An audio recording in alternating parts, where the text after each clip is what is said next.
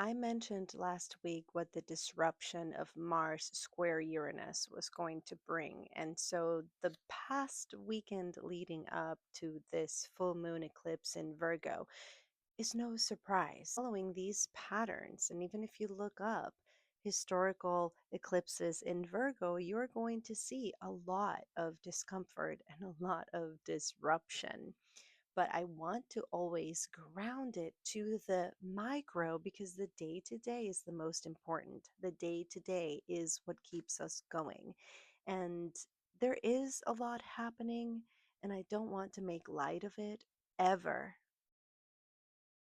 But the moon magic and mindfulness with grace journey that we began when I launched the first book in 2023 is a journey of integration. And the affirmations for this week and for that full moon eclipse that by now it's already passed because I've been feeling all the vibes, all the energy.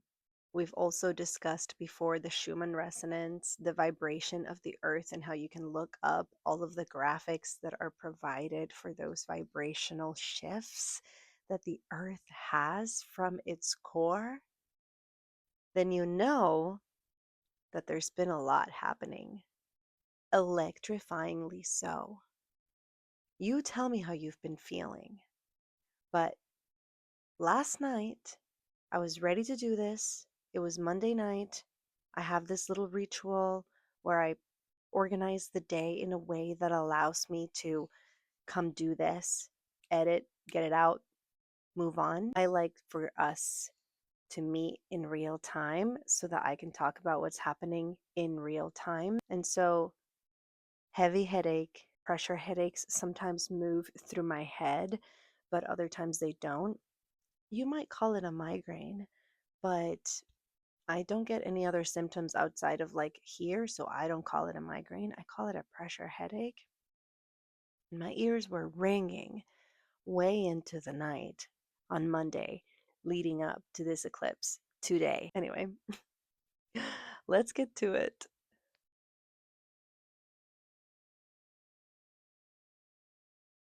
If you're new here, welcome. My name is Graciela Moore. I am an ICF certified personal coach, and I wrote Moon Magic and Mindfulness with Grace 2026 Manifestation Agenda/Journal.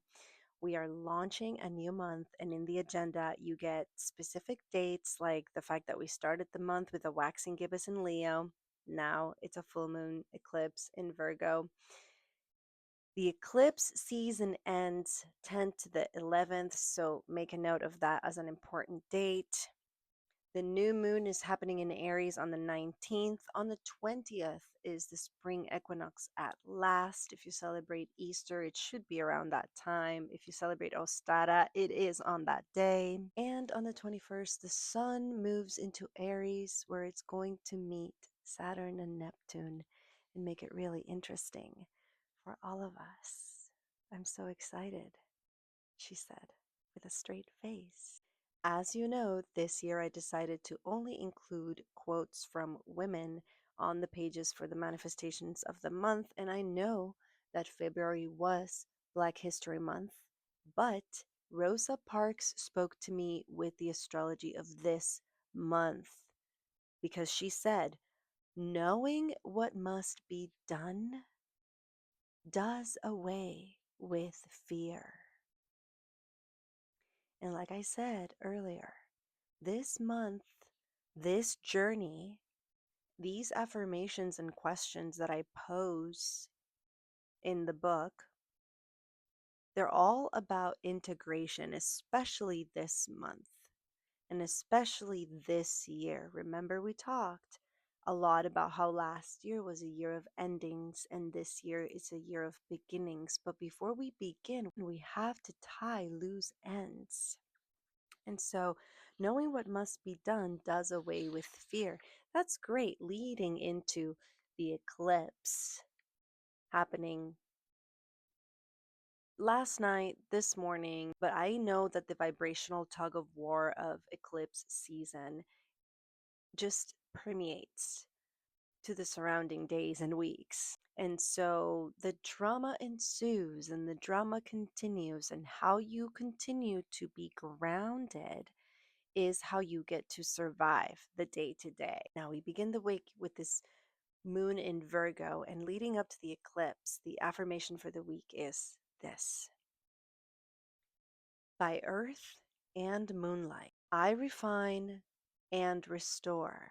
I polish what is growing. I bless what I adore. Every breath brings clarity. Every step brings grace. I ready my spirit for the moon's embrace. And I know it sounds woo woo when I put it in moon terms, but readying my spirit for the moon's embrace is literally an intention of grounding yourself to receive the emotions that the motions of the world bring.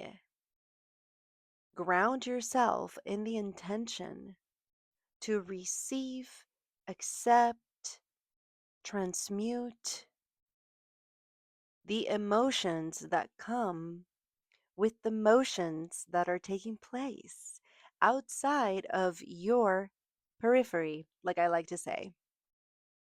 You've heard me say the word periphery before, and what I mean by that is your immediate vicinity. Because what is the point of me bringing any type of drama into this moment, into this space? Once I establish the ritual, then nothing can touch this space. And so it is. And so these affirmations this week and for this full moon is all about integration.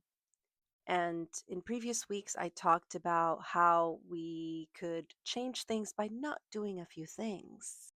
We think about change, we think about manifestation, we think about desire, and we tend to magnify those visions when in reality, the micro again becomes so important. It's all in the details. We've also discussed this before, the greedy details and how things are built from that, and how life is weaved from those tiny little moments.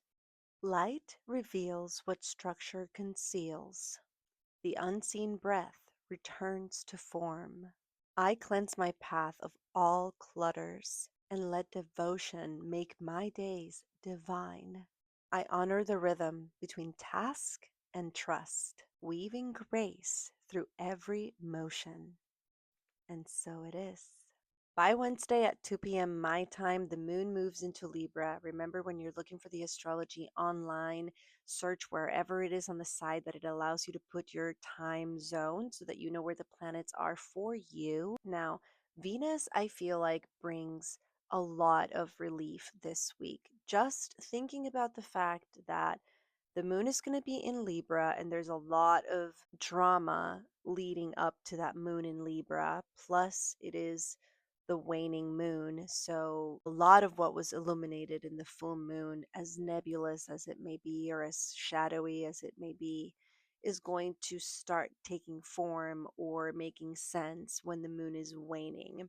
And so, if this weekend and this eclipse was chaotic, I do anticipate some more drama happening. However, the moon in Libra is or should be a respite, if you will, because Libra is ruled by Venus, and Venus right now is exalted in Pisces. And so that just means good vibes amongst the chaos. We're just going to leave it at that because there's just a lot happening. And by Friday, the moon is in Scorpio and is going to remain in Scorpio until late Sunday, my time, Eastern Standard Time. And so Scorpio brings that depth of soul, being, conflict, etc. Remember to ground, remember to breathe, and remember that I'm here for you. Let me know how this resonates in the comments. Don't forget that Brain FM is always available for you to do your meditations. You're going to go to meditate guided or unguided, go from there. Music for your brain to focus on what you want it to focus, whether that is meditation or light work around the house or deep work like when I am writing. Brain FM has got your back. Get your free trial or 20% off of your membership in the link in the description.